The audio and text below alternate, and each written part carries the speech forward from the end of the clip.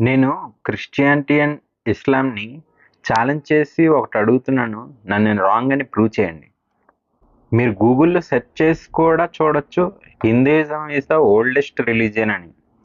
Jesus పుట్టకముందు 2000 BC నుంచే ఉంది Hinduism. వేదాలు బుక్స్ రూపంలో దొరికి కూడా 1500 బీసీ, జీసస్ పుట్టకముందు 1500 సంవత్సరాల ముందే వేదాలు దొరికాయి. నా క్వశ్చన్ ఏంటంటే, క్రిస్టియన్స్ ప్రకారం జీసస్ భూమి మీదకు వచ్చి జనాలకి స్వర్గం అండ్ నరకం గురించి చెప్పాడు కదా.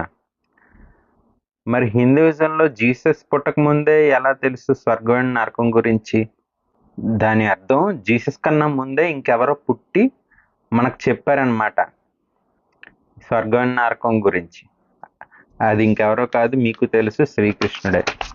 క్రిస్టియానిటీ ఇంకా బైబిల్లో ఇలా ఆల్రెడీ హిందూస్ 1500 బీసీ నుంచి ఆల్రెడీ ఫాలో అవుతున్న దాన్నే కాపీ కొట్టి జీసస్ చెప్పాడని చెప్తున్నారంటే అసలు ఆ జీసస్ని ఎంతవరకు నమ్మచ్చు? కాపీ కొట్టిందే జనాలందరికీ చెప్పుండొచ్చు కదా. సో సరిగ్గా థింక్ చేయండి. ఇంకా టైం ఉంది నిజమైన దేవుడి దగ్గరికి తిరిగి రావడానికి.